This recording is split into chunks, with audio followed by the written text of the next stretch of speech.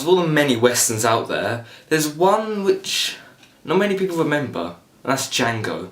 Which is a real shame, because as a western lover, Django, I think, is really good. Now, not to be confused with the recent Django Unchained by Quentin Tarantino, Django is a story of a mysterious gunslinger who walks around Mexico hauling along a coffin. So Django saves a woman from being murdered by some men and takes her to an old desolate village that is under constant fear of none other than the Ku Klux Klan. Didn't see that coming, did you? There's also a crime boss there with his non-entity bandits who want the gold that the Ku Klux Klan have in their possession. So poor Django's pulled into the middle of it and tries to sort it all out. Now, what really stood out were the striking visuals. When I say visuals, I mean action. It is unforgettable, in short. It takes lots of different action scenarios and puts them into different places in the film and executes them really perfectly, without fault, to be honest. It's got some of the best executed action scenes that I've seen in a long time. And one of the most memorable is when Django actually first meets the Ku Klux Klan leader. You sure are a smart hombre carrying around your burial suit. I like that. Be handy. We can put you in instead of leaving your body to poison the vultures like we do with the rest of your kind. Are you carrying on a war against the poor vultures too, Major? What do you say we prepare him for his burial?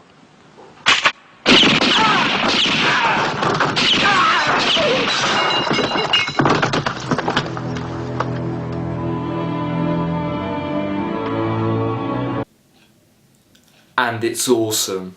You've just seen it, there's no other way to describe it.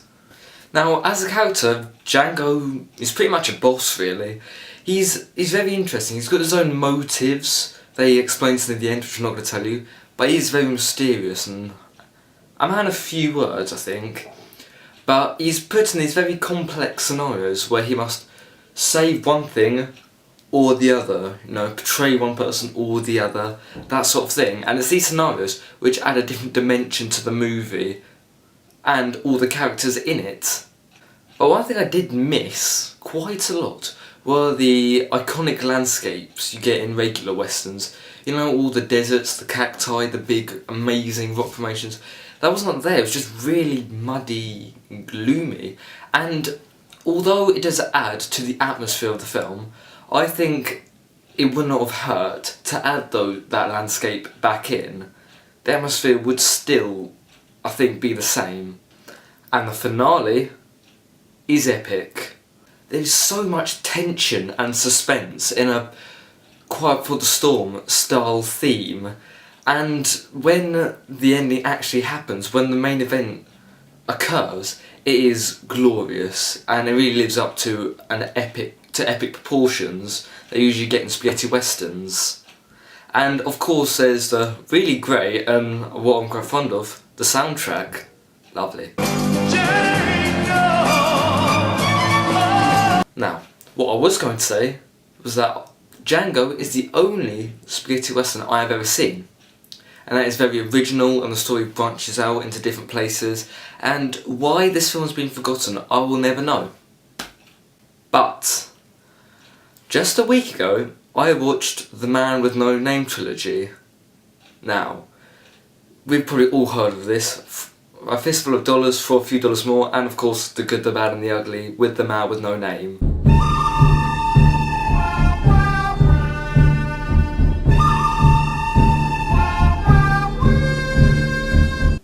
Now,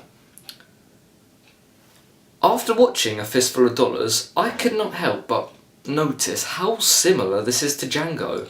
As A Fistful of Dollars is made before Django, there's a bit too many similarities for my liking.